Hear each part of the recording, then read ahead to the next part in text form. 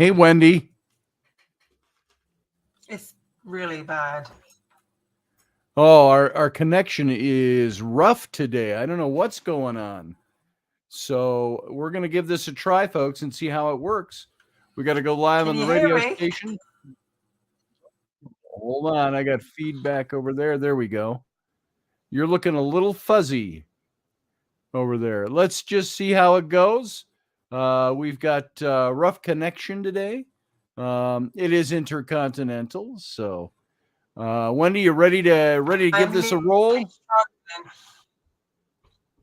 Oof. Okay. Why don't I'm you literally do this? struggling to hear you here. I'm struggling. Yeah, and you're breaking up too. So, why don't you exit and come back in, and then we'll start. Hey, Allison.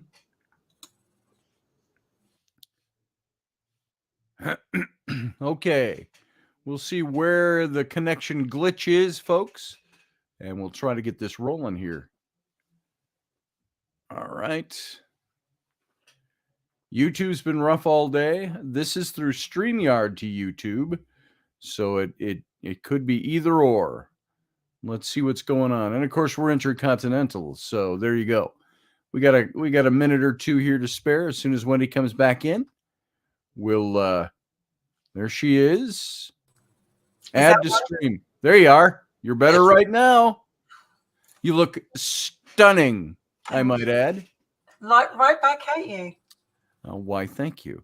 I'd have worn in honor of the Titanic. I'd have worn my black tux and bow tie, but I don't have it. All right, here we go. We're gonna go out and we're gonna go live. So, folks, we're gonna go dark and start this show. Hang on.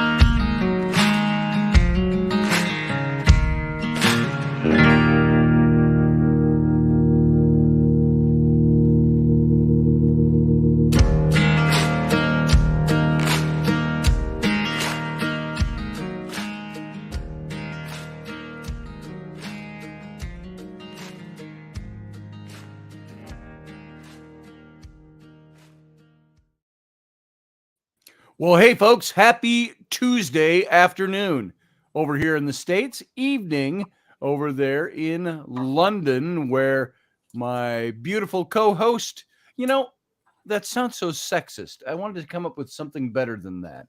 My beautiful, my luscious, my awe-inspiring co-host, Wendy, is located. So bear with us. We may have a couple of connectivity issues today. So hopefully this is all going to pull off well today. How are you doing, Wendy? Well, it was like I was trying to say to you right at the beginning of this, before we were off air. Ever since I've been doing my research today, I have had strange things happen to me. I have had things just fall off, cupboards slowly just open. Wherever I've gone, it's almost like I don't know, and it's just been. This is a massive subject for me. And because it's something quite close to my heart, and literally I was like, wow. But apart from that, I'm doing okay. All right. Well, let's talk about that for a minute. What now? You, of course, have some mediumship abilities, psychic abilities. Mm-hmm. What kind of feelings are coming to you when that happens? Is it just, oh, that could be anything, or are you getting anything with that? What do you think is going on with that?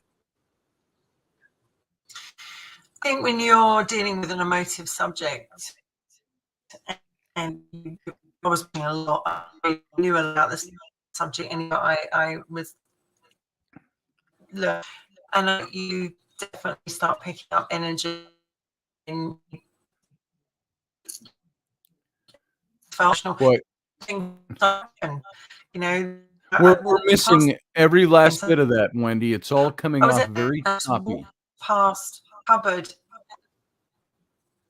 Is it back? Is it gone again? It's going. It's on and off, and I missed almost everything you just said.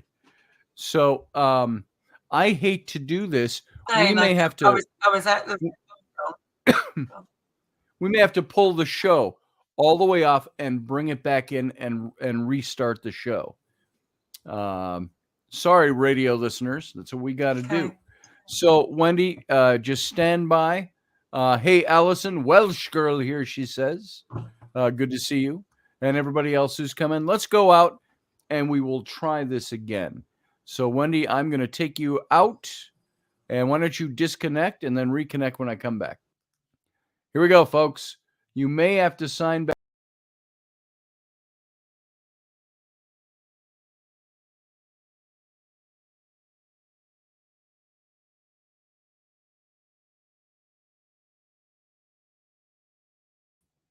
No, it looks like you're all still there. That's good. Let's have Wendy re-sign in, and we'll see what happens when she makes it back in.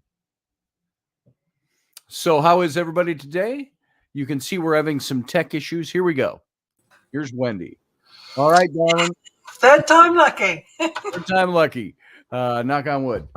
Let's try that again. So I am actually going to leave it as is. And because the radio station picks this up.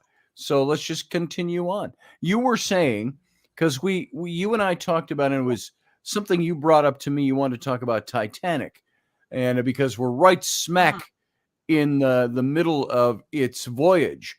They launched on April 10th of 1912 and then hit an iceberg. And we all know the story. They sank 5 days later on the 15th. Of April. Now, that was 111 years ago. If any of you are old enough to remember, you should be, because I was already old when it came out. The movie Titanic came out in 1997, and they had one of the fictional characters in there was Rose, who was supposed to be, 103 years old, something like that, to make her be able to fit with that. It's now 25 years later since that movie came out. And so you're looking at quite a span of years since that ship went down. But Wendy Wendy was talking about some crazy things that have been going on since you've been researching this topic. And as a psychic and as a medium, you pick up on some things. So this residual emotional energy, do you think it's connected? I lost most of what you said at the beginning, so take it from the top. You were experiencing some things today. I was just saying, like, when I did a lot of research, I already knew this subject quite well, but I did a top today, and strange things just started happening all day. I'd walk past a cupboard and something would just go flying out behind me. I would, cupboard doors would just suddenly open out. And I was even at the vet's today, and I walked past a cupboard full of food, and all of a sudden it's just like, it's like someone pushed some of the food out, and everyone just turned around at the vets and went, whoa, what was that? Wow. And literally, it's just been weird how today has been very active in that department. And do you get the gut feel that this is related to this topic? Well, I think because I've been looking into certain people's stories, so I've been reading up about them. And sometimes when you try and connect in the world of spirit, obviously as well, you when you start talking about someone that's gone over, you link in with their energy. So it's possible. Who knows? Well, that'll be interesting. It'll be interesting to see how the show goes. Maybe. Now, I don't like to over dramatize or over spiritualize, and I tend to do the opposite. But I have learned in my experience, maybe even the choppy show today might have something to do with perhaps somebody sending a message.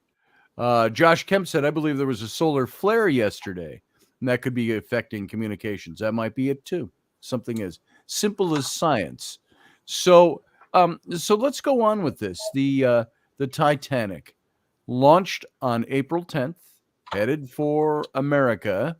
Wait, did they go to Ireland first, or they launched from Ireland? Where did they launch from? Well, I mean, obviously, like we have to sort of go back just briefly to the beginning, because obviously there were 3 ships made. There was the Olympic, the Titanic, and Britannic. And the Olympic and Titanic were built right next door to each other. These were 2 sister ships that were built right next door. And if you've ever been to Belfast and seen the docks of Harland and Wolff, which I've been very lucky to do, they are enormous, and you actually see the dock that the Titanic was in. It's just enormous.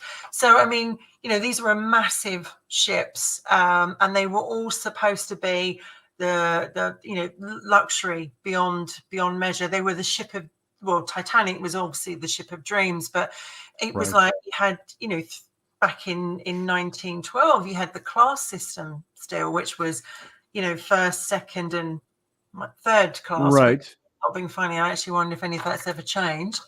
But the Titanic was supposed to be, she was the flagship of luxury, but she had some problems. North Star Line, right? She had a lot of problems before she even left dock. I mean, there was a fire. There was a fire on her as she left Southampton. Although she was actually built in Belfast, she's an Irish ship.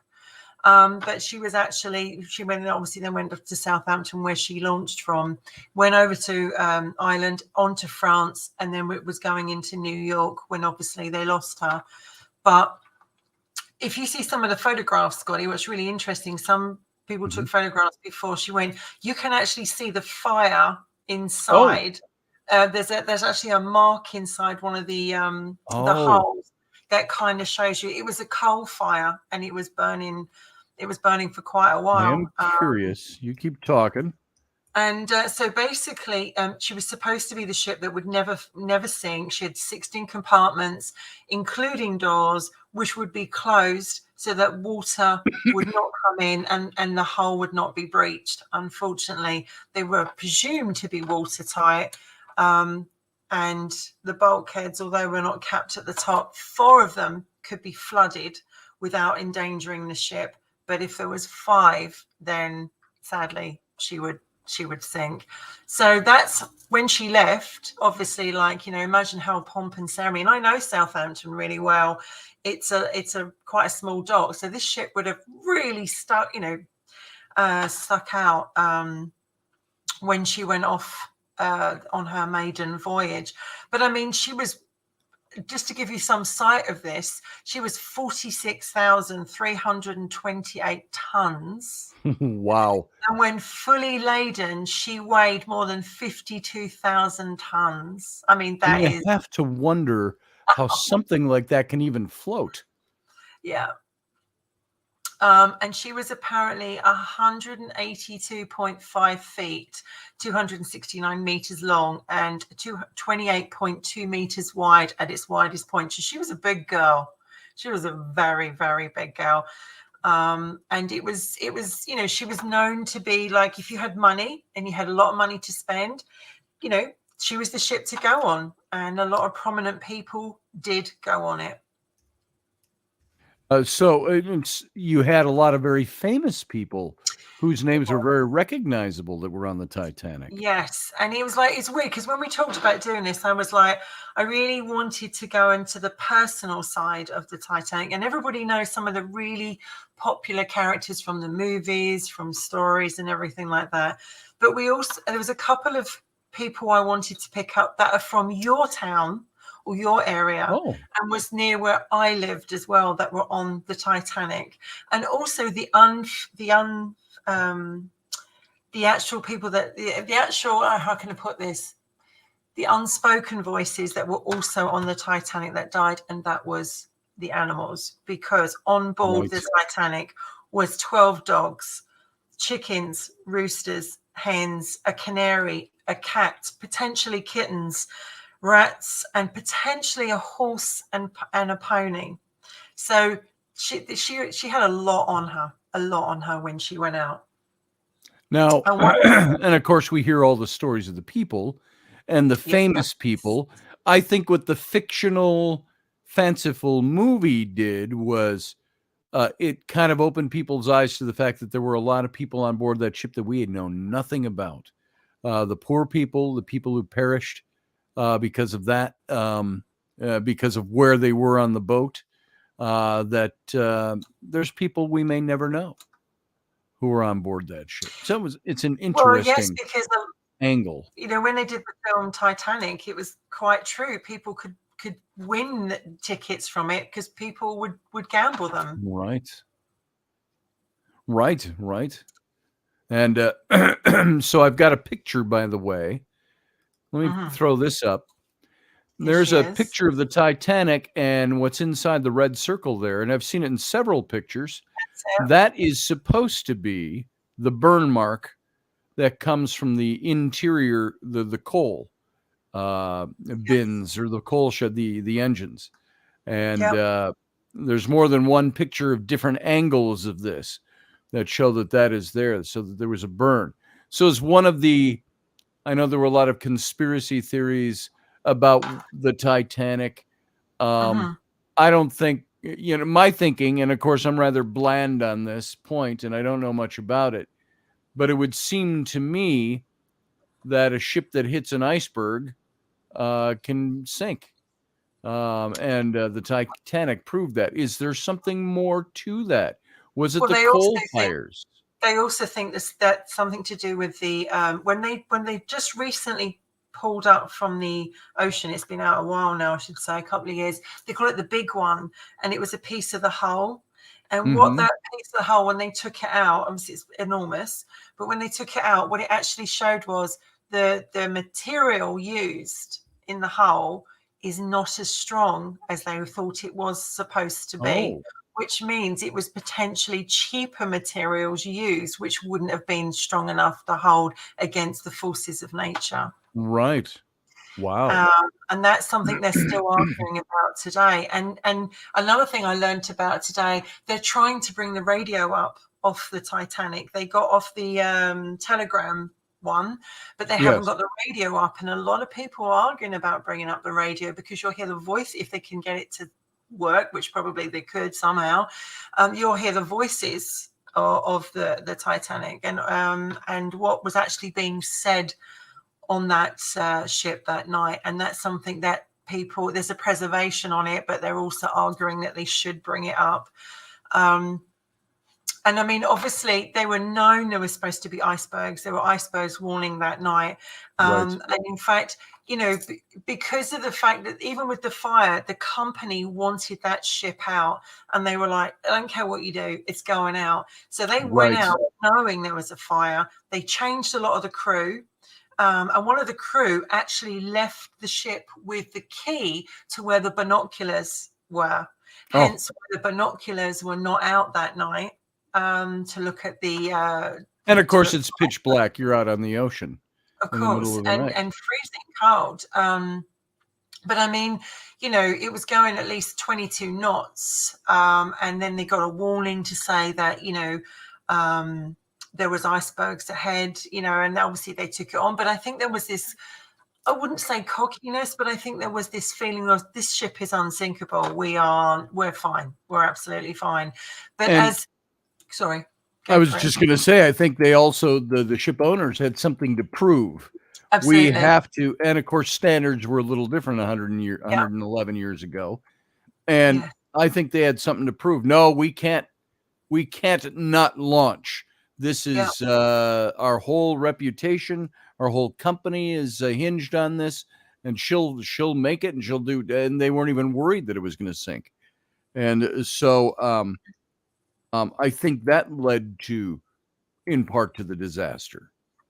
So. I also think as well that, it was made difficult because it was, as I say, it was nighttime.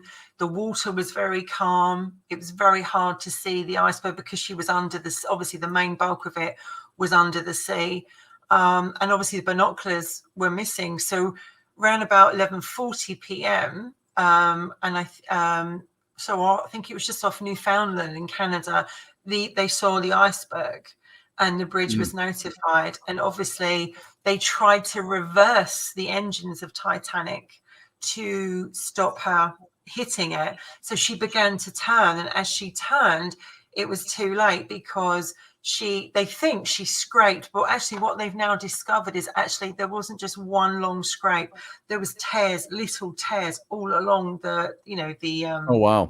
bow. So she was literally being ripped piece by piece. They thought it was one long, but it wasn't. It was, when they've actually now got up this other, the big one, they can actually see exactly.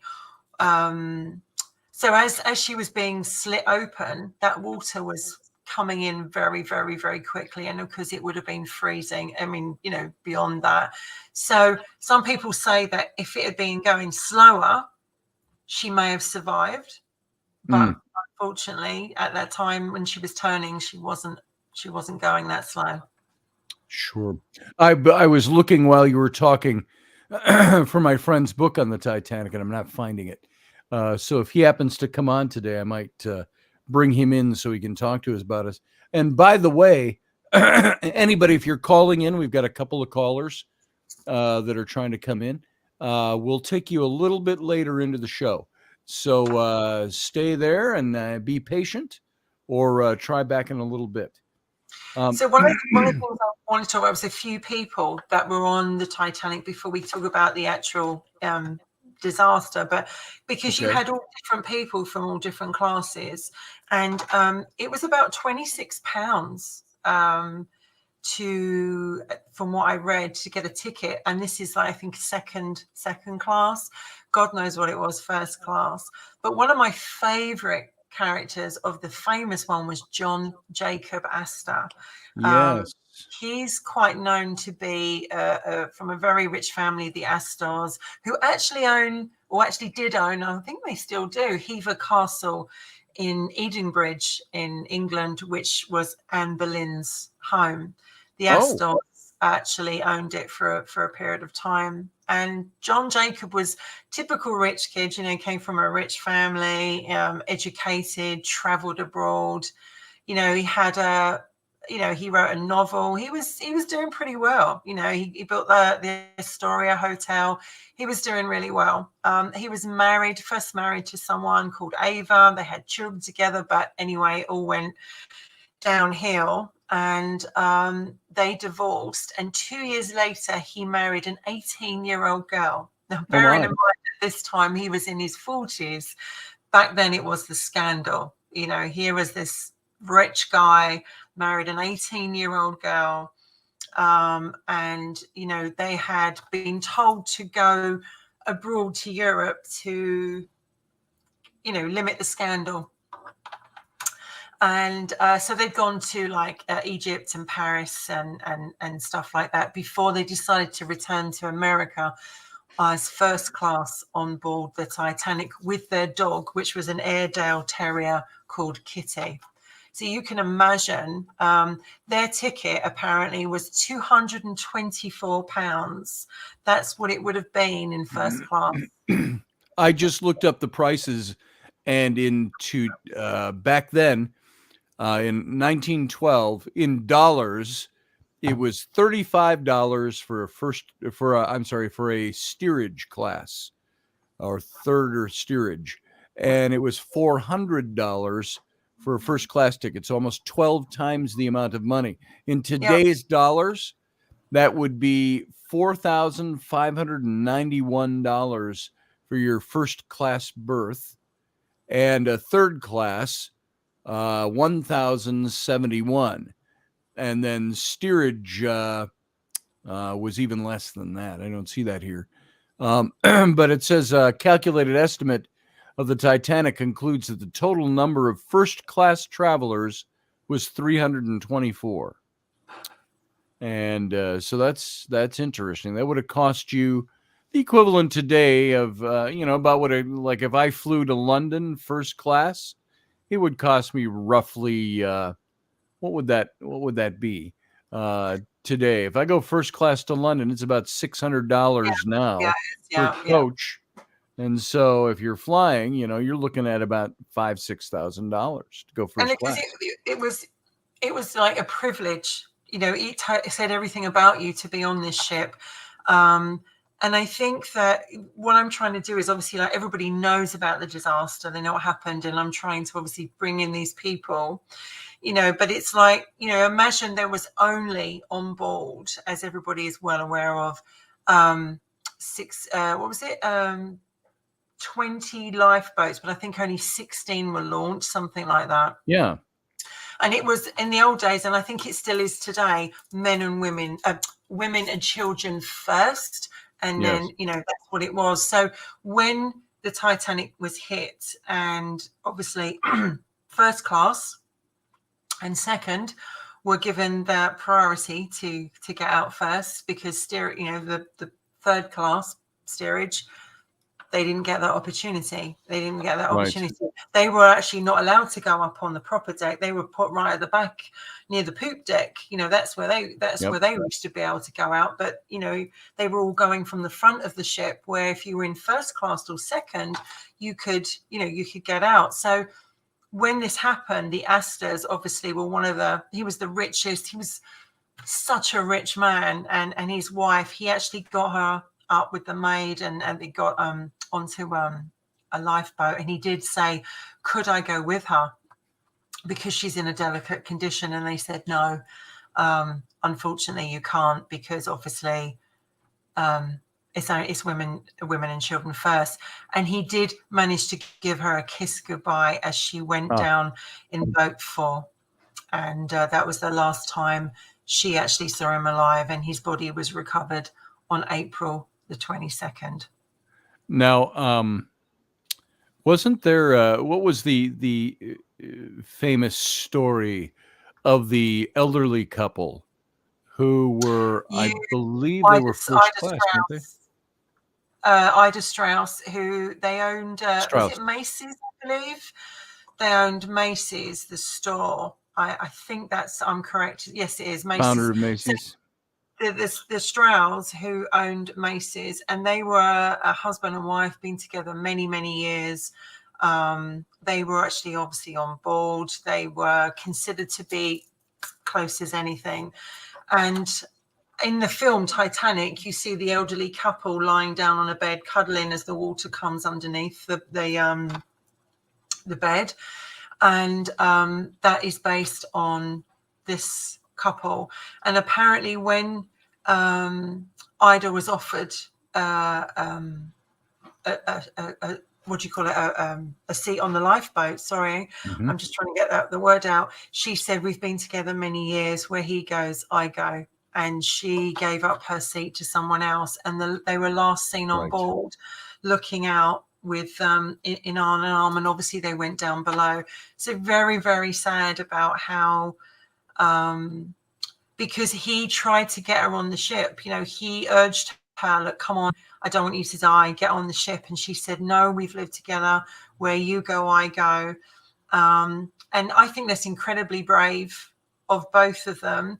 Her body was never recovered. Of course.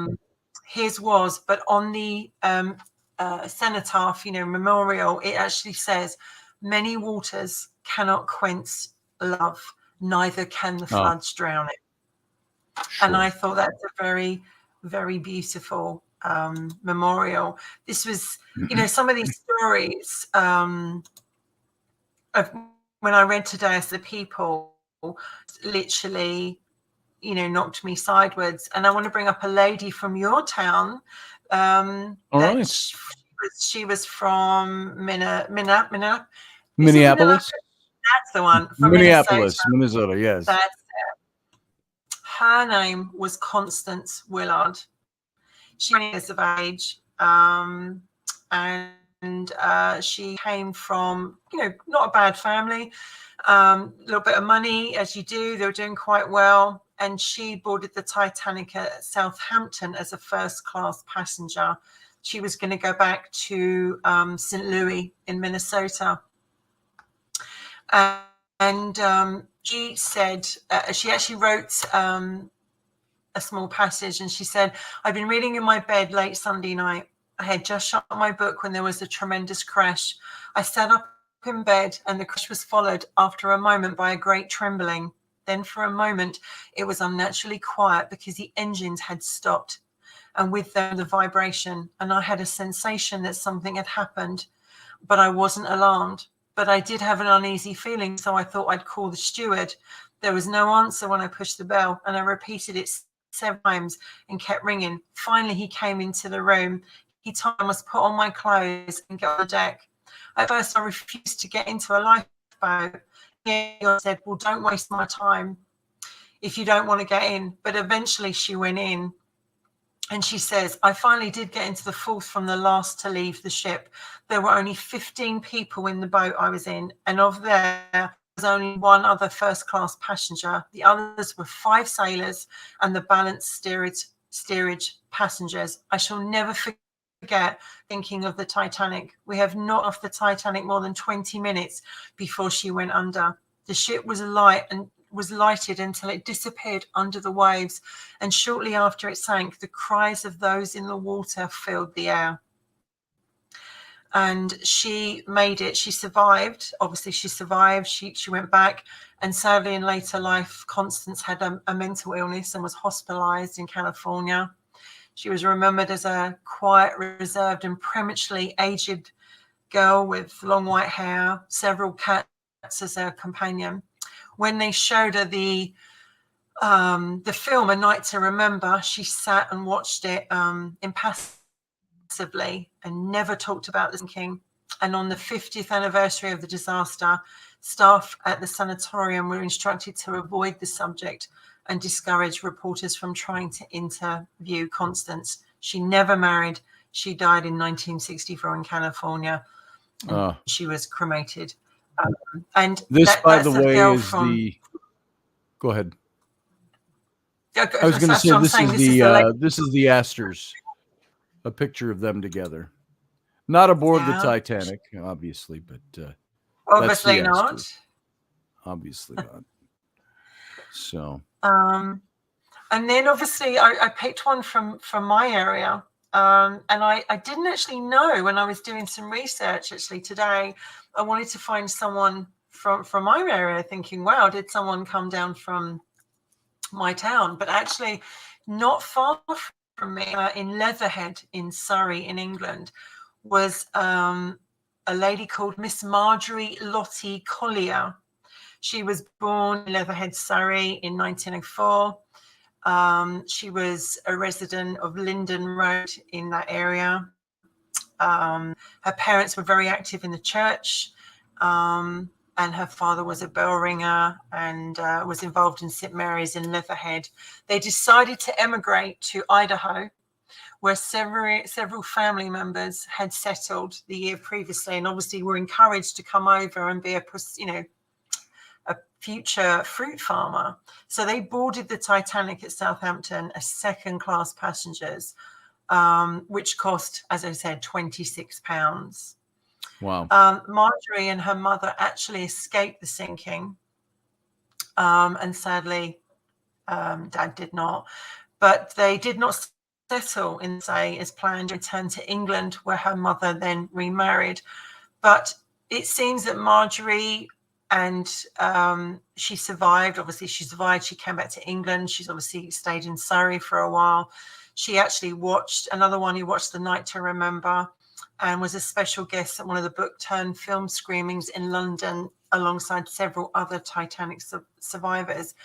What has come to light when I've started to read about just using these 2 women and about other people that were on the Titanic, as you can obviously understand, these people were never the same. They were never the same. They were traumatized. Some never spoke about it. Some could talk about it. Some would have night terrors, nightmares. They would imagine themselves back there all over again. And to hear, leaving the men you love, whether it be a son, whether it be father, grandfather, on that ship, and you can't take them with them, would absolutely be horrific. Now, when you first talked to me about this topic, you had mentioned that one of the draws for you to this was, it's not that we don't know the story, and we haven't, and I think most definitely because of James Cameron's movie that came out in 97, Mhm. there's a lot of people who didn't know much about the Titanic at all that at least have a glimmering of what happened. And so there, you told me that there is something that was a draw for you, and it was actually very emotional for you, and that was the number of animals and pets, people's pets, that perished Yeah. in the sinking of the Titanic.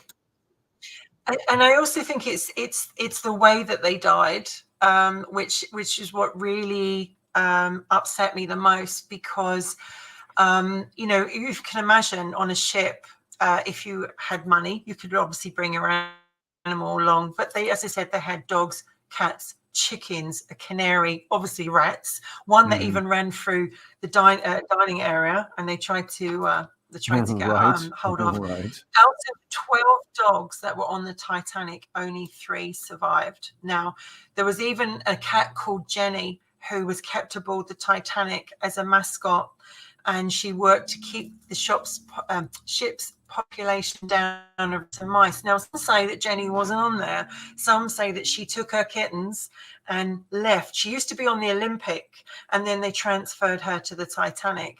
And she gave birth in the week before Titanic sailed from Southampton. And some say that she left, others say she was on there. And then obviously a lot of dogs on there, they were brought on as pets. They were kept in kennels on the ship's F deck. Although some first class passengers, because they had the money and they could took them out of their cage, kept them in their cabins, and then people turned a blind eye to them. And the way people traveled back then, pretty amazing. If you were wealthy and you got one of those, what would be the equivalent of about a $5,000 cabin, they brought their households with them practically. They did. They brought something to wear every day, to change into at midday, to change into for dinner.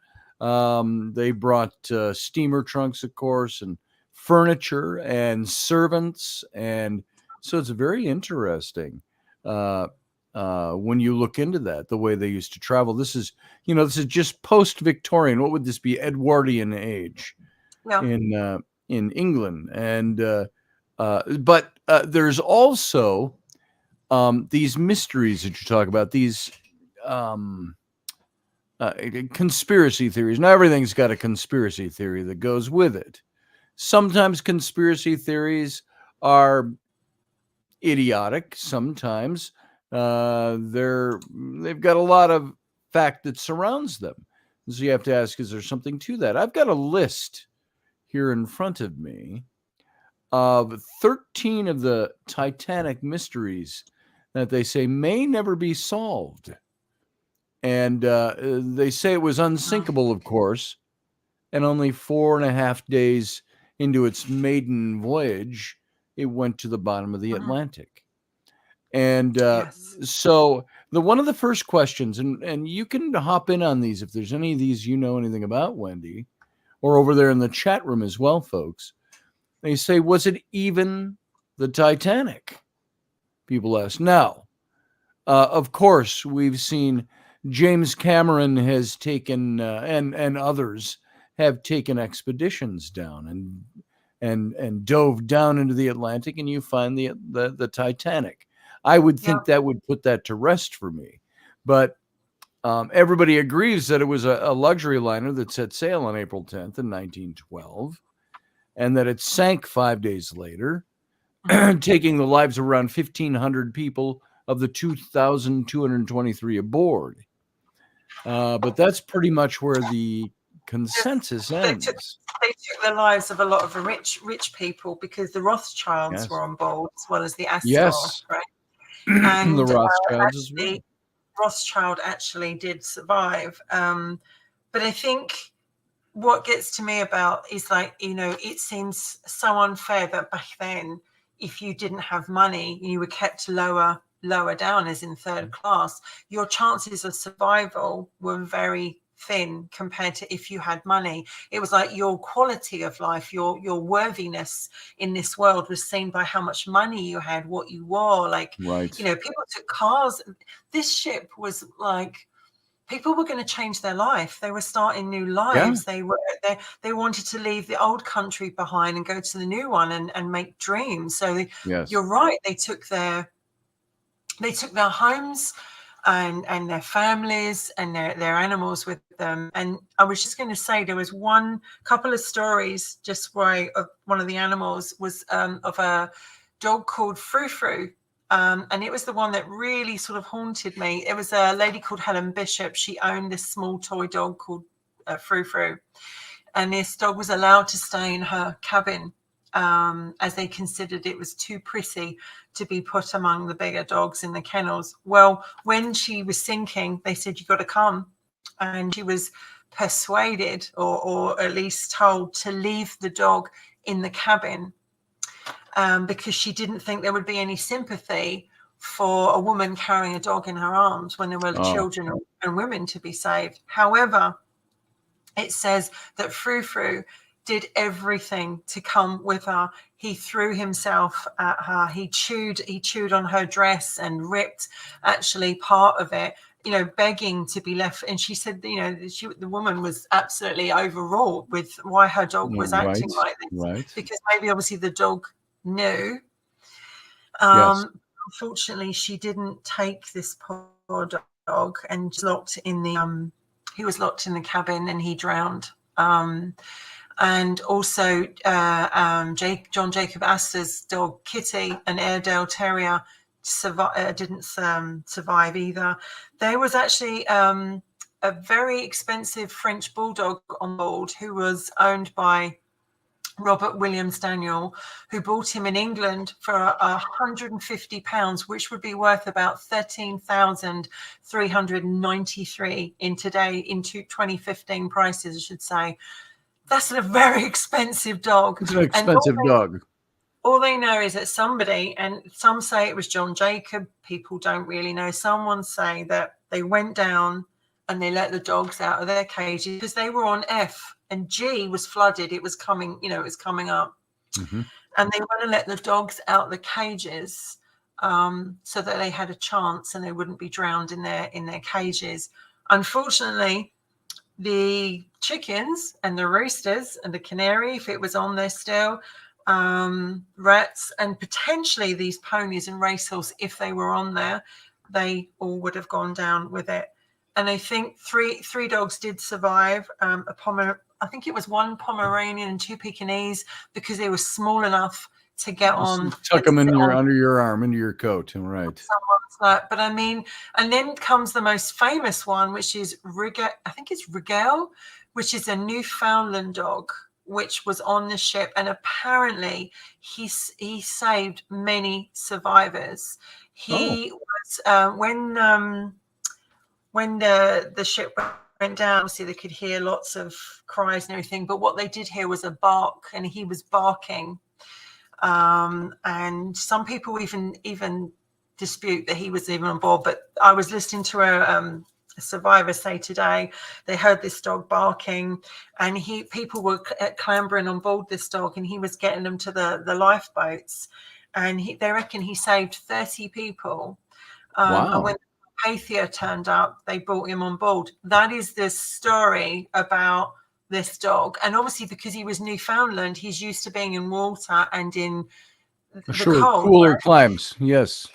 But some people even dispute, because there's so much he said, she said, there's so much dispute of this. But what really shocked me was the fact that it's not just bad enough losing your husband and your son, or losing whatever. You're losing your home. You're losing everything you've got, and you're watching it going down into the bottom of the ocean. And you know that it's just, you're never going to see them again. And you hold out that hope. And to actually have been in that lifeboat, and it would have been a terrifying experience, cold, traumatic, distressed, and obviously people would have tried to get on your lifeboat as well. They would have tried to clamber on your lifeboat. And obviously people know about the Molly Brown, who said, let's go back and get them. And they said, no, because we'll be swamped. So many people didn't get a chance to survive. Right. And many of as we know, some of the facts, many of the lifeboats weren't even at a third capacity. Those Wow. boats could have held 3 times more people than they did. They didn't launch all the lifeboats. They didn't have enough lifeboats to start with. And Mhm. then the people in steerage, the poor seats, they were kept locked in the lower decks until the rich people Yes. got to the lifeboats first.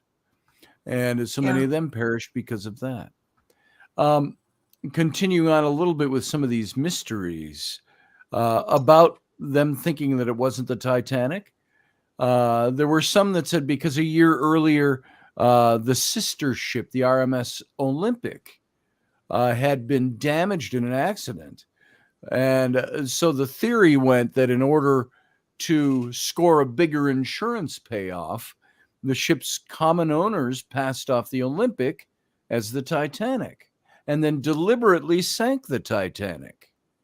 Now, there's lots of holes in this theory, but it was interesting that they found many serial numbers that were found on parts of the ship that didn't sink support Hmm. this theory. And so we're still fascinated by that. There was the issue of the fire. We showed the picture earlier of the scorched hull. A recent Yeah. documentary offered credible evidence that the Titanic had been damaged by a coal fire, and that weakened and hastened the ship's sinking. There's the question of why was the captain going so fast? And for decades, people believed that Captain Smith was speeding through the iceberg heavy waters of the North Atlantic because he wanted the Titanic to cross the Atlantic faster than her sister That's ship, right. the Olympic. But in Hmm. 2004, the Geological Society of America published an academic paper by engineer Robert H. Essenhigh with a different theory. It claimed the real reason the Titanic's captain was speeding was to burn coal as quickly as possible in order to That's control right. the coal fire that was Yeah. still ablaze. And did a full moon have something to do with the Titanic's crash? There's a bunch more things. Uh, what caused the ship to break into pieces is one of the questions. Did a torpedo sink the Titanic? Was another question. That they were torpedoed Mhm. by a German U boat. And the theory doesn't seem too far fetched, considering that 3 years later, in 1915, a German U boat did sink the passenger ship, the Lusitania. However, it's possible the torpedo theorists are confusing the Titanic with the Lusitania. Um, was there even an iceberg? Is one of the theories. Assuming the Titanic didn't collide with and wasn't torpedoed by another ship, it's safe to believe that it hit an iceberg, right? Well, not I think necessarily. I think Uh, that's why they prefer- want the radio up so that they can hear, because this is the reason why there's a that radio. You thought that would be the first thing they would have brought up, right? You know, we're gone for that. yes, They got the telegram, but they're arguing the fact that if they can get it to work, um, they would actually know a lot more about what happened that night. yes. And one of the theories is that they hit ice sheets as opposed to an iceberg. To me, doesn't matter. Iceberg, ice sheet. If you're sinking the Yeah, ship I'm on, I'm not happy about it. You brought up why the crew didn't have binoculars. Somebody had the key that's right. and hadn't left them with the key. I would think at that point I'd just smash it out and say, we'll replace that cabinet when we get back to port. Um, if there was a warning, why didn't anyone take it seriously? So even without binoculars, the Titanic might have had time to change course before its collision if someone had warned the crew. But Mm-hmm. here's the thing. Someone did warn the crew. An hour before the collision, a nearby ship, the SS Californian, had radioed to say that it had been stopped by dense field ice. However, the Titanic's radio operator, Jack Phillips, never conveyed the warning to Captain Smith. And some say the message was deliberately conveyed as non urgent. But we'll never know that since Phillips went down with the ship. So, did the Californian have something to do with the sinking of the Titanic? is a further question that's asked. This cruise liner was less than 20 kilometers away from where the Titanic sank. It sent a warning to the Titanic about the dangerously icy conditions, which may have been relayed as a non-urgent matter. Later, the Californian crew reportedly ignored the Titanic's distress signals, although they claimed that they were not aware of those signals because their radio operator had gone off duty. So did the Californian really not notice what was happening within the plain view of the ship? That's a big question. There's a conspiracy of a third ship. The Californian may not have been the only ship that ignored the Titanic's distress signals. A Norwegian ship, the Samson, may have been nearby as well. And in fact, some believe that the Samson was closer to the Titanic than the Californian, but ignored her distress signals in order to avoid prosecution for illegal seal hunting. And so this is a popular theory among defendants of the Californian's captain, but whether it's true remains a mystery. You'll never know. Did J.P. Morgan plan the whole thing? Now, we all know that rich capitalists can be very capable sometimes of not caring much about anything except what they're doing and where their money is coming from. But some who believe that the Titanic took the place of the damaged Olympic blamed financier J.P. Morgan, who was one of the owners of the company that owned both ships. And Morgan was one of the wealthiest people on the planet at the time, and he wielded considerable power. And in addition, he was the last-minute no-show on the Titanic's sole voyage. Why did Morgan and his entire family not end up on the ship at the last minute? They avoided the trip. Did he know what was going to happen? Did he plan it? That's another one of those weird conspiracy theories. Was it a murder plot? Some believe the sinking had nothing to do with the insurance money, but rather that J.P. Morgan engineered the sinking to kill off his rivals, Jacob Astor, Isidor Straus, and Benjamin Guggenheim, and all of whom perished on board. But how did Morgan plan to pull it off? Neither the insurance theory nor the murder theory takes that into account. So what else would Morgan have needed to do in order to ensure his planned success? And there's one more theory. Why weren't there enough lifeboats? No matter what caused the Titanic to sink, there's a massive loss of life could probably have been avoided if the ship had carried sufficient lifeboats for its passengers and crew.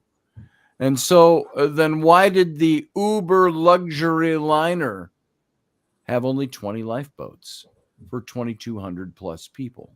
And they only filled some of them. Some of them were so empty, you could have put more people in there, and they didn't. And that's so sad because other people, I mean, in the end, they only got, out of 2,240, only 1,000, was it 500, or I think went into the, they died. 1,500. 20 lifeboats, by the way, was the legal minimum. I think they had 16. And the owners decided to ignore the recommendations to carry 50% more lifeboats. And if the sinking were merely an insurance scam, how can the devastating lack of lifeboats be explained? So this seems to dovetail more with the murder plot, but it also could be nothing more than the cost cutting on the part of the ship's owners. So there is some really interesting questions that get asked. And you see questions like this about a lot of things in big disasters and historical events and things like that. So is it just as simple as the ship wasn't as prepared as they thought it was? They ran into ice. They sank. And sadly, because of how she went down, they can't get her up that easily. And actually, even if they reckon if by 2030, if they don't, that's why they're trying to get as much off it now, because by 2030, they reckon that the hull could collapse, which is really kind of scary, because think of all the boats that go over that area every day. But there was just two other people I wanted to just quickly mention before we end on this. And one was a lady called Rosa Abbott. She was the wife of Stanton Abbott, a former middleweight champion of England, but she'd separated from him in 1911. She had she decided to move to England with her mother, and she and the two boys, I believe, made the crossing to England on board the Olympic. But however, they became homesick for America, to return to the States for her son's benefit. And so she booked her little family to take on to the Titanic as steerage. And obviously, as it took the final plunge, Mrs. Abbott and her two sons jumped from the deck, and she managed to get into a collapsible lifeboat, but her two sons were lost. The boat was swamped as it was launched, and everybody obviously balanced precariously in knee-deep water until they were eventually picked up by collapsible D. Sadly, that lady lost both her sons. She was with them right to the end. As she said, we were on the Titanic together, and we tried to get into the lifeboat. I tried to keep my sons with me. I tried to keep together. And sadly, the youngest went first, then the other went. She grew numb and cold and couldn't remember when she got on Carpathia. And her injuries were so severe, she did not stir from her bed on the Carpathia until New York, and spent 2 weeks more hospitalized. Just as a mother losing and seeing your two children taken from you, and there's nothing, and you must think, oh my God, if we hadn't gone back, if we'd stayed, all those things would go around in your head as a mother. And the last person I want to talk about was Violet Sip, and she'd been on the Olympic, the Titanic, and the Britannic, and basically she's either a really good luck figure or a curse, because she worked, she didn't want to work for White Star Line, but because she didn't like the idea of going to North Atlantic because of the weather conditions, and heard about demanding passengers. However, she did work on there. She was on board the Olympic before joining the Titanic, and was aboard the Olympic when she was in collision with the HMS Hawke in 1911. So first of all, she's on the Olympic, and that's involved in a collision. Right. Then she was persuaded to go on to Titanic because it would be a wonderful experience. So she went on the Titanic and said it's much safer. And she went on the Titanic, and obviously she survived that one. As she went, she went down obviously with it, and she survived. And then she became a nurse with the British Red Cross in World War I, and was on board the Britannic when that vessel was sunk in 1916. Wow. So this is a woman that has been on every one of those ships, and she survived it. My God, that woman is, what a woman. Talk about PTSD, or you just get used to it. I wonder if she took any ships after the third one. You would never think. I would never want to go in the sea again, would you? Right, I wouldn't. Well, folks, we're going to stick around for a little bit, but we got to call this to an end for the radio station. I want to thank everybody who's listening by radio for tuning in today, hearing the audio version of this show. We're going to get out of here for radio, but everybody else, if you want to stick around for a little bit, we'll be over on the YouTube channel. That's youtube.com/Scotty Roberts. It's still over on my YouTube channel. And so tune in over there if you're not there already, and we can continue a little bit of conversation and maybe even take some calls for anybody who wants to come in.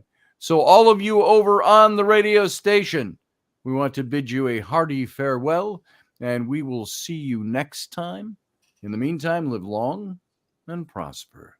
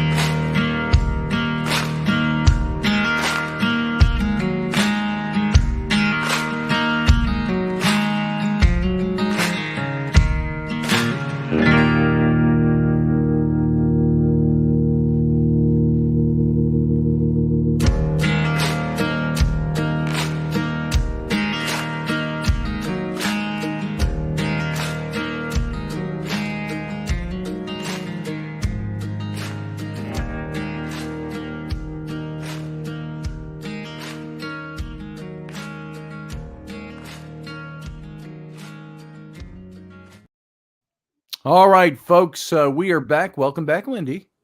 How you Hello. doing over there? Okay. You get any more interruptions during the show? They'd be curious to know. Not really. I'm okay. I'm okay. But it's interesting, isn't it? Because what people talking about A Night to Remember and Titanic, obviously the main Mm-hmm. films. And I deliberately, apart from John Jacob, who I wanted to bring in because of his connection to Hever Castle, which obviously is Right. a massive favourite of mine. I wanted to pick people that you don't often hear about. Obviously, the Strauss, obviously you did, but it's an interesting subject, and I think that 111 years on, we are still the fact that many people died a horrendous death, Yeah. and people saw them die has stayed with us forever. And imagine what was that big ship that nearly went down recently, and it was off the Italian coast, and the captain screwed it up, and it was bigger. I think it I was don't slightly know. bigger. And you think about it, like, have they not learned anything? Like, You'd think. no, Well, now they've also built a replica they of the have. Titanic. The Titanic 2. Would you take that that I was going to say flight. It's not a flight. Would you take that cruise? I think sorry about that. I think if you name a ship after the gods are literally going to prove to you that you shouldn't do that, right? Because at the Yeah. end of the day, there was a lot of people, there was a lot of religious religious people saying that, how dare you say that this ship is unsinkable, and only God can sink it or whatever if you wanted to. Well, if you do that, I mean, they kind of put it out there, and I mean, can you imagine paying all that money? No, 40 course meals they had in first class. 40 I really course. couldn't. Wow. Now I'm looking at some pictures of the Titanic too, and I will see if I can get a picture for everybody to look at.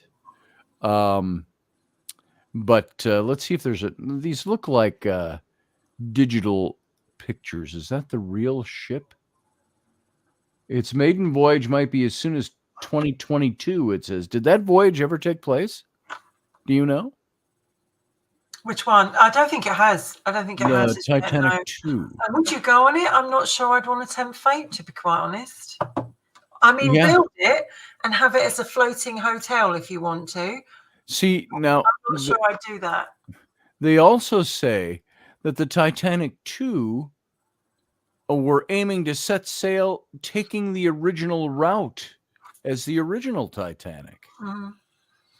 The planned replica of the ill-fated cruise ship, it says here, Titanic is once again aiming to set sail. Originally planned to launch in 2016 by the Blue Star Line, Australian businessman Clive Palmer, the brainchild of the endeavor, shut down efforts in 2015 because of a financial dispute with a Chinese company.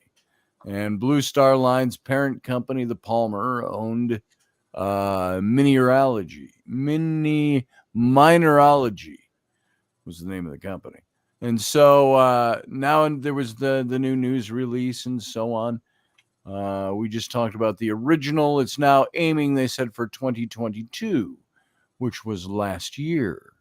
Yeah. So there is the big question. Did that ever take place? I don't know. I hadn't heard if it ever sailed, and it didn't come up in my search here. So that's interesting. I think it's interesting to know that there is museums you can go and see. I think there's one in Belfast.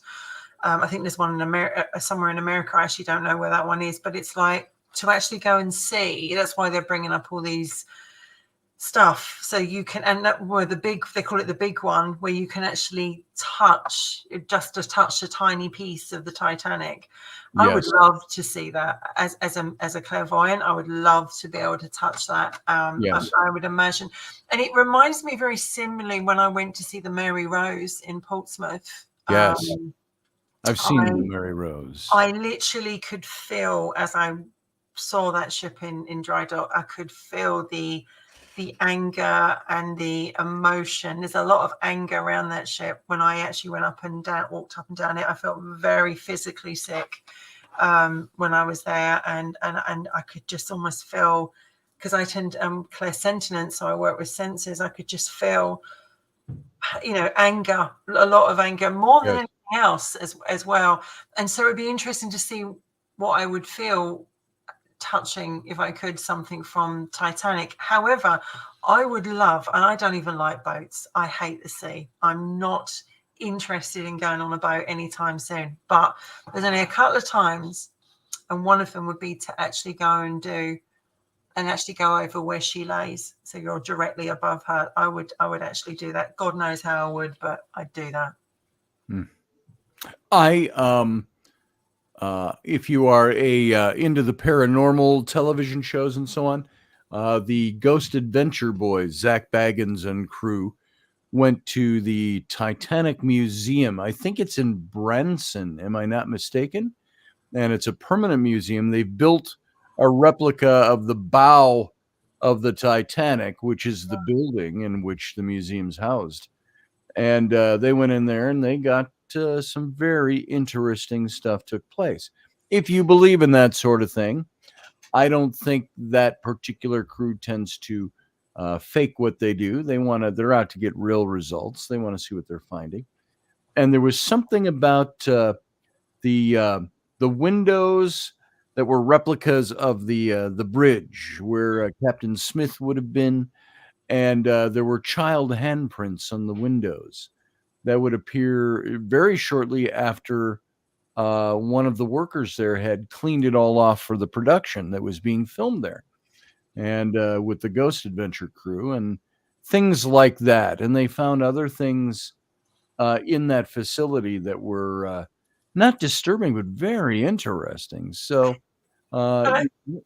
he was such a character, though, Captain Smith. People would actually come off other ships to actually go on where he was captain, because they were assured of a really good, not what I'm afraid. It was a good, what do you call that when you're on the boat? Yes. Passenger. It was going to be a safe journey, Yes. And he was well known, and this was his last one that he was doing. It was his last time out. He was paid an awful lot of money because he didn't really want to do this. He really, really didn't. And his dog actually was brought on board the Titanic, Ben. He was actually brought on to sit, and actually he was talked that he was going to take the dog with him, but actually they didn't. They took the dog off, and he, they did say that he did not want to do that. He just had a feeling, but they paid him a hell of a lot of money. And how can you turn that down at the end of your career? And sadly, it took his life. Well, how do you bring Theoden of Rohan back to life? You offer him a lot of money to sail the ship. So, well, actually, that one came first. So. Yes, that absolutely did. I mean, for you, Scotty, though, when you think of Titanic, I mean, we call it the Titanic over here, but when you think of the Titanic, what is the one thing that sticks out for you?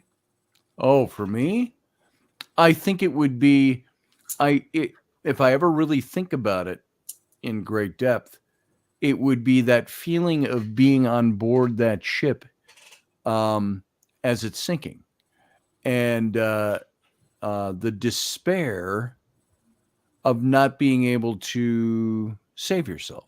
Yeah. How many people died because they just jumped over the end of the ship? Yeah. How many people died, went down in the cabins? How many people were still locked below? Yes. I think that it's one of those, I think it stands out to me as one of those mysteries of the modern age. Not that it was a mystery that a ship could sink, because there's thousands of ships that have sunk over the centuries. Yeah. It's the everything that wraps around it. It's like thinking about things like the assassination of Abraham Lincoln, and saying I could be there in the spot where this took place. The phenomenal series of events that had to take place for that to happen the way it did. Same thing with the Titanic. I couldn't imagine being on board that ship. Oh, I recently saw, it was an old clip of a survivor of the Titanic. It was a young boy, 9 or 10 maybe at the time, and so you can date the clip by that. And he's an elderly man in this clip, and they asked him if the musicians were actually playing on the deck of the ship as the ship's sinking. And he said, yeah, they were actually sitting there and they were playing songs like Nearer, My God, to Thee, and songs like that. They were trying to keep the people preoccupied. And I don't think they were even all convinced it was actually going to go down. No. And until there was just too much of it under the water. Well, it was a shock. It's like, what, the ship that's unsinkable. I think for me, it was like, there were so many brave people. A lot of men were offered. Some men were offered the seats, and they gave it to women. And I think, the stories of men dressing in their top hats and evening suits and going out like gentlemen. It's such an emotive subject. And there's one story about a lady called Anne Isham, and apparently it's a legend. No one's 100% true, but Miss Anne Elizabeth Isham, she had a Great Dane, and she was on, trying to get off board the ship with the dog, and they refused. Obviously, the size, bless its heart, of the dog, they refused to, and she said, well, fine, then if my dog doesn't come on it, then I'm not going either. And then as the debris filled, people went looking for people that have survived. They actually found a passenger of a frozen body of a woman floating, hugging her big dog. Oh. She had her arms frozen around the dog in the water. Now, I know this is going to sound crazy, because most people will be like, just jump on a boat. I couldn't leave my dog behind. I couldn't leave. If I had Henry with me and they said you can't bring him, I'd be like, well, I'm not going then. And I would stay behind, because I don't know. I think it's people are each to their own, and every man for themselves. But it's like, I understood why the Macy's, the elderly couple, why she never left her husband. Why would you do that? I wouldn't leave my partner behind either. I'd be like, no, we're together. I wouldn't leave my partner behind. And then, that seems noble at the moment, or even the old couple who they said were, went and they stayed together. They showed them, they don't know what they did. They showed them embracing in the movies. But that moment when you've made that decision and then you realize, I'm going to die right now. In less than 5 minutes, I will be dead because of the water rising, and the feeling that would overcome you at that moment. Human beings are made to fight and to scrap to survive. So what happens when you face that moment and it's there? What energy is left because of that? We'll never know for sure. But it's if you did leave someone behind, and then this is the point that I thought about today, and you have to live with that. You have to live with that. You don't know. They're going to drown. They're going to die not very nicely, but you don't know how, when it happened, whatever. But the thought of that would haunt you for years. And every time you shut your eyes, you would see that. This is why I'm saying, like, sometimes I actually feel, when you think about it, if your partner's with you, and of course your human instinct is to survive, but at the same time, there's only, let's be honest, they didn't know they were going to survive in those lifeboats, because as she went down, obviously she could have taken them with her. There was a 50-50 really on all of them, whether or not they would get away. And I just think that, for me, I suppose, when they found when they go down to the bottom of the Titanic and they find shoes or they find clothes, that's where a person was lying. Yeah. That's all that's left of them. But they do say in the radio room, which they haven't, I believe, got into as yet, they actually believe there could potentially still be something in there which would give them That would be interesting to find out. I would like to see. And information. of course, it's all a memorial site now, as it Yes. should be. And I get And that. is it in it's in American waters, right? Canadian waters, isn't it? It's Is it sort of on Canadian that or borders Icelandic of, waters or somewhere up, or is it just open sea? I don't know. it's an English ship Mhm. in I believe the Atlantic, which is just on the borders of, like, Newfoundland, which is Canada, I suppose, Right. isn't it? Who does the ship belong to anymore? Like, because the White Star Line doesn't exist anymore, but she's still an English ship. And Yeah. some people were actually saying, I was watching a documentary today of it, and they were saying one of the stewards knocked on the door and said, "Oh, the British are crazy.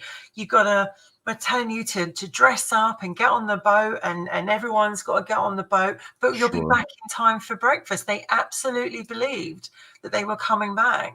But obviously, as she went up really high, I mean, I can't even imagine what that must have been like to watch in those boats, hearing that boat rip into, Yes. the lights going out, hearing the screams, and and seeing it go down.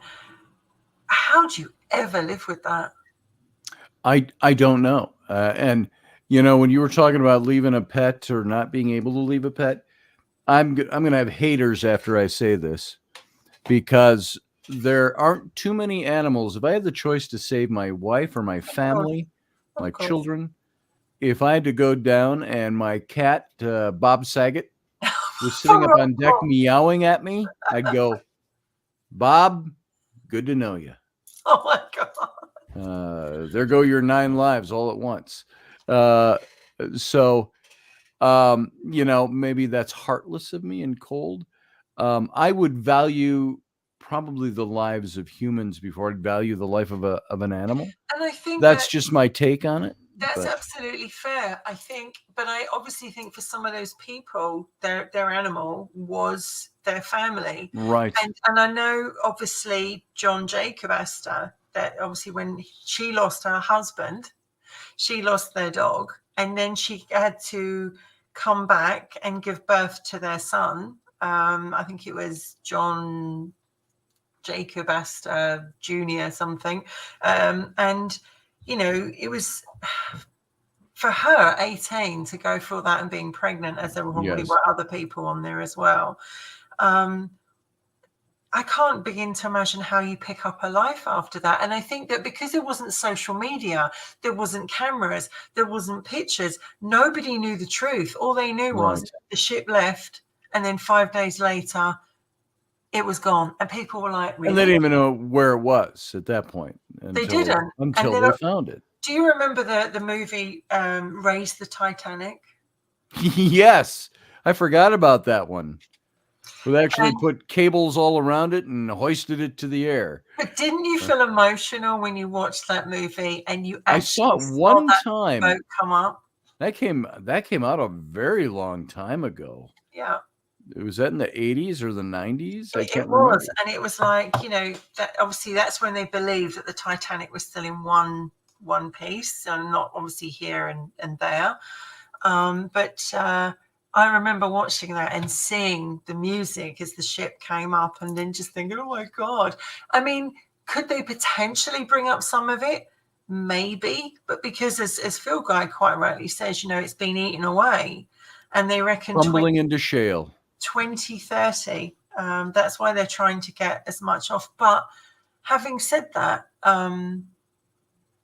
if you could bring it up, say it was in one piece, or it was easier to bring up, would you Sure. like to see her, or would you leave her there? I think there are some things in history that deserve to be preserved. We can't bring up the whole ship. I think you leave the site as a memorial site. But I think it's okay for us to have artifacts, which we do have some. Yeah, There's that big piece of the hull that they have. big one. Yeah, What is it, about 12 feet by 12 feet, if memory serves? yeah. The big chunk of the hull that they brought up. that's at the museum. And of course, they have people's watches and plates, fine china Yeah. from And the menus. dining rooms, things Yeah. like that, that were scattered all over that debris field. And so I think it's good to have some things. I think it would be. I think it would be really. I can't think of any other words other than pop culture words. It'd be really neat. It'd be cool. It'd be groovy. It would be um, efficacious. I think to have some of those artifacts. What about the railing at the bow of the ship? Now, of course, that was made famous in a fictional movie about the Titanic. But wouldn't that be interesting to have that railing? Wouldn't it be interesting to have bits and pieces that you could find? The radio. I think it'd be very interesting to recover the radio. They built up a cherub, because obviously the Mm-hmm. grand staircase had those wonderful cherubs. Yes. Cherubs are seen as a very blessing, positive thing, and they Yep. had all these on this oak staircase, and they brought one up, and obviously when they brought it up, I think it lost a bit of its foot, but it's really eerie to see this cherub. And of course the violin was actually stolen. It was actually in its case on one of the musician. Oh. And it was stolen. It was actually stolen. I was reading that today, and eventually it came back into the right hands. But that would be amazing to see that. Me personally, I would bring it up. If I could absolutely bring that ship up, I would bring it up, because I believe that those people that died on it would for justice for them of why that ship went down and Yes. what caused it to go. To actually, because I don't believe it just went down. There was other things that was wrong with that ship for it. If it even was the Titanic, who knows? But I would bring it up without a doubt. I would say, no, these people that died, that lost their lives, and all the families that have struggled since then, I'd bring it up. And as I believe that the two towers just didn't come down easily just by planes that went in them, I don't believe the Titanic went down that easily just for an iceberg as well. So I'd bring her up. I'd be respectful, but bring her up. You're going to get a lot of different opinions on there. I see Susie Q said they should leave them alone. Debbie said I would bring it up. Yeah. And we get all different kinds of opinions on this. And my take on it is it's like ancient Egypt. How many of those kings no longer reside in there? And of course, those are bodies, but how many of those artifacts that we have from Egypt? Yeah. Many of them were taken during the golden age of the explorer's age. And now there are laws where you can't take anything out of Egypt. That's all changed in the last 100 years. But look at what we have. Look at what's preserved. Look at, I mentioned Ford's Theater. Look at Abraham Lincoln's chair that he was murdered in still exists. Somebody still got that.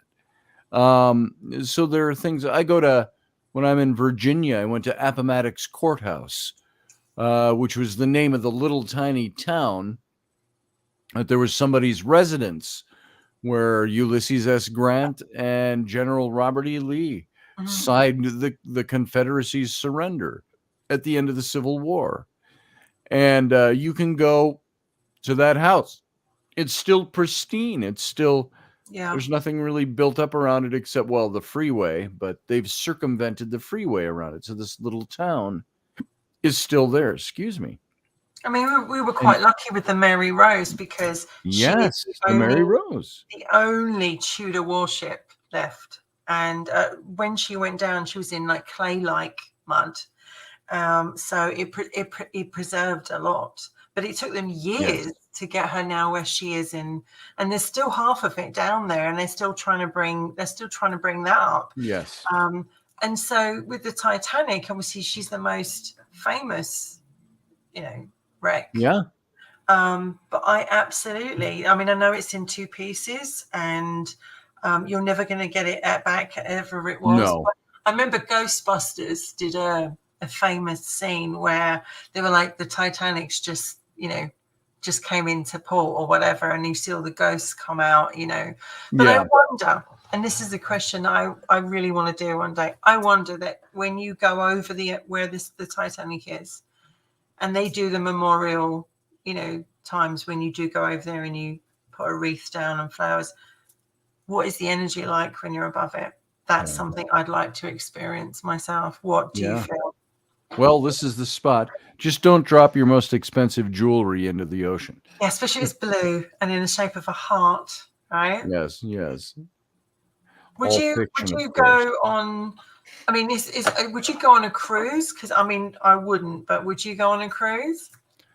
I'm not big on cruises.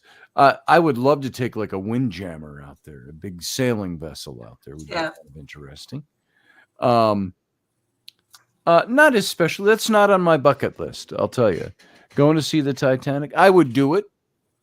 If somebody I was close to wanted to do it, and well, let's go do it then. Okay, let's go. I know people that actually believe, and I mean regression. I've had regression, and some people. I have particularly two people I've known in my life that have had. One was absolutely obsessed with the story, and he didn't know why. He didn't know when it began, how it started. He would collect everything, and he would have nightmares and night terrors, and he didn't know why, and he used to say, I swear I was on there.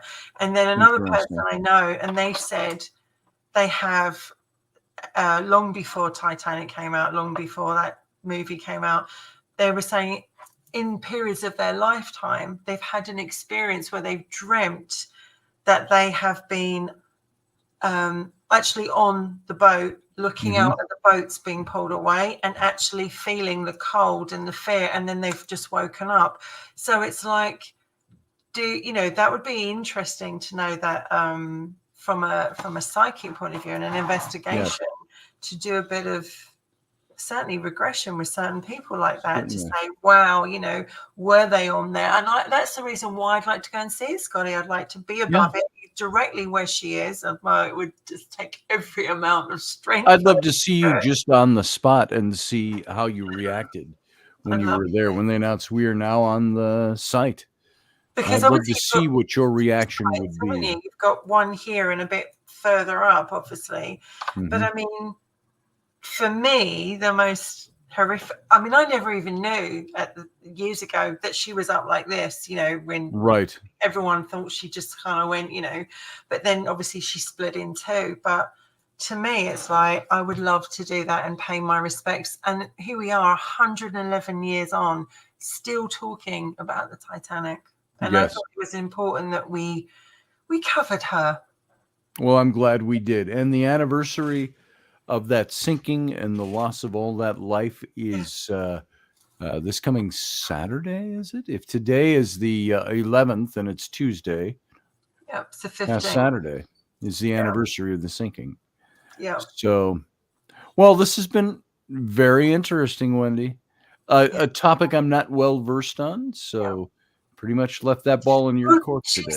She's English, well, actually she's Irish as well, right? She's an Irish-English ship, and it's a story that I think everybody watches as, say, A Night to Remember, Titanic, Raise the Titanic, and they've all got different opinions. Yes, but I do believe that when I picked those stories and using the animals as well, it's like, these are real people. They're not just a movie. They went on there hoping of a brand new life, to see family, to start a new life, and the dream was broken. How and also, how would you ever get over losing? I don't know, and I just thought it was a really important topic that we covered, because normally we cover certain things, but we've said this month we want to cover certain things, and the Titanic was, was very important. As you all know, who are regular listeners to this show, followers, we do a lot of psychological stuff, a lot of relationship stuff, and things like that. But we've got a lot of other things we'd like to try as well. This is one of those topics, I think, that And there's would certainly fall into things that other category. we could come back to as well, because there's so much Yeah. of the Titanic that you can't cover in one show, and it's like, you know, there's endless books. Yeah. And I don't know if you can bring it up to end the show with. Can you look for the? It should be on YouTube. They blew the whistle. They got the whistles out of the Titanic, and they blew Oh, them. And that was the first time they'd been heard since they came out of the watery grave. I think it might be nice to leave us listening to that. let's see if I can find that. The Titanic's whistles were organ pipes. Yeah. Let's see. And they were run by steam, so you can imagine in the day how loud they would have been.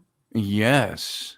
They've got the restored whistle of the Titanic on YouTube. Let's It was see. done in New York. I think they let. And the Olympic. I want to see if I can find one that's. It's a video of them actually outside. People were Here waiting is. to see it go off. You've got all the gadgets. I'm going to see if I can actually import this so it sounds better.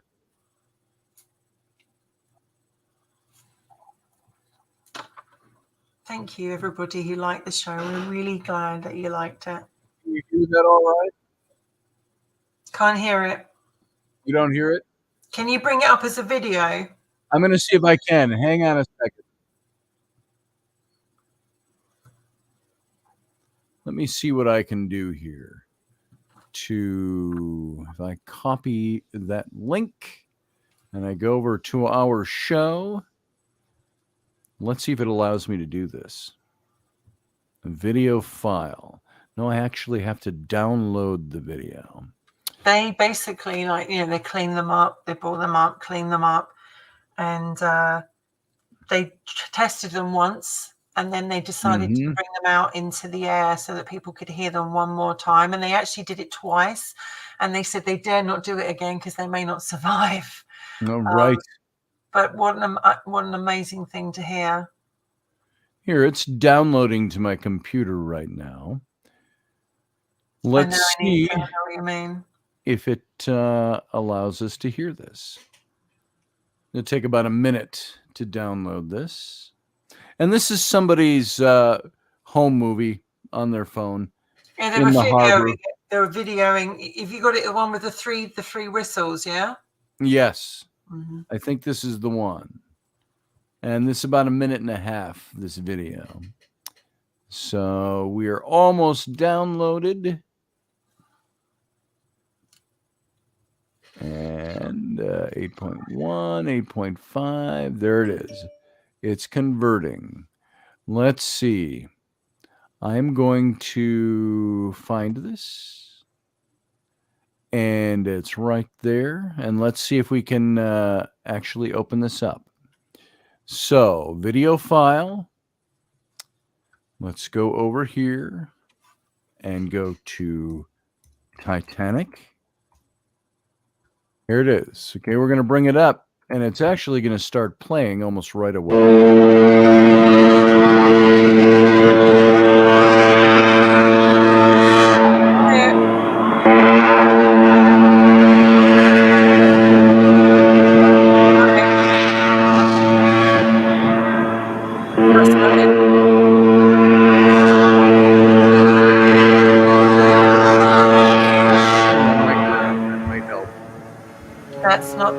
That's not the one. You can't hear it at all?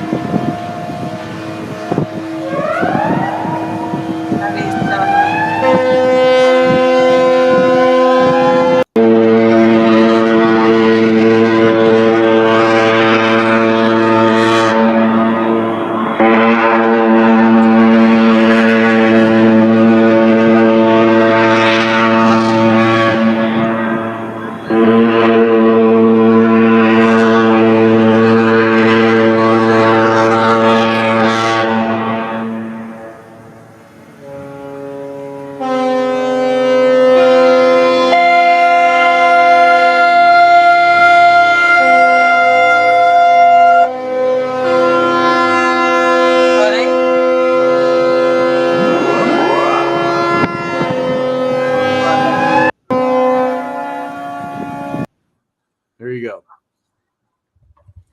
So I don't know how distorted that was. My microphone had to pick it up because it would not play. I thought it would play.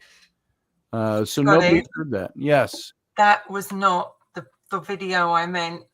That figures. Because that she did not sound like that. Let me send it to you because literally all right. I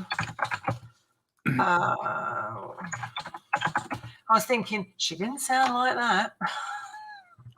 Let's see. You sent that over to my. I'm going to send it. Give me 1 second. I'm just trying to bring it up. All right. Where is it?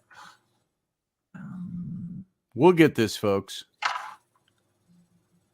Just give me 1 second. I give you 2 seconds. Well, literally, when you played that just now, I was like, that is not that one at all.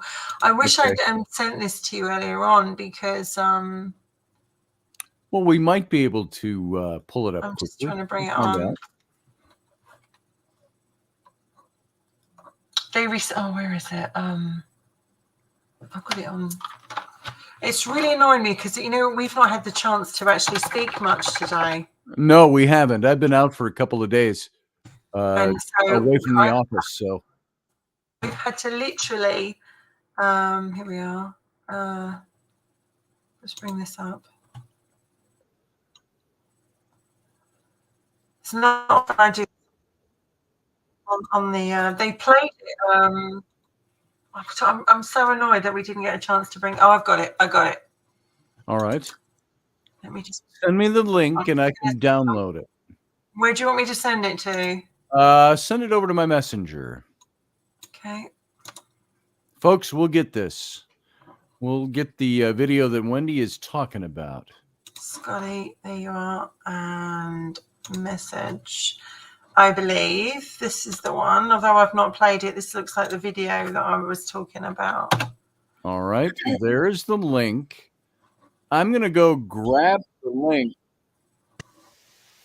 Here we go. Hold on a second. Let me grab the link.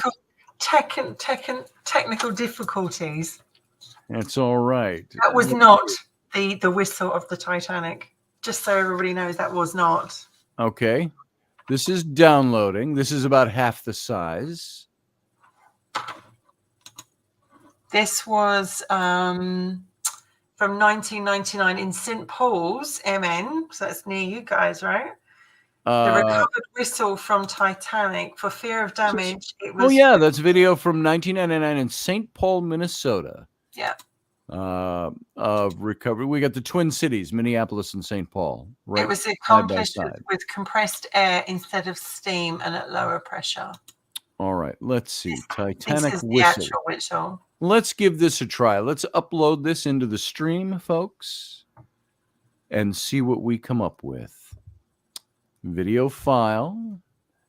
And we're going to look for the Titanic.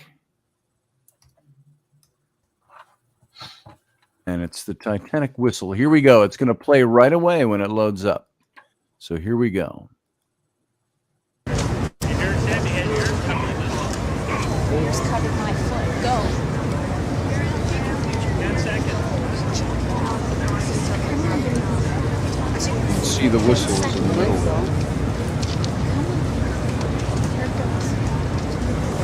Can you see, Mom?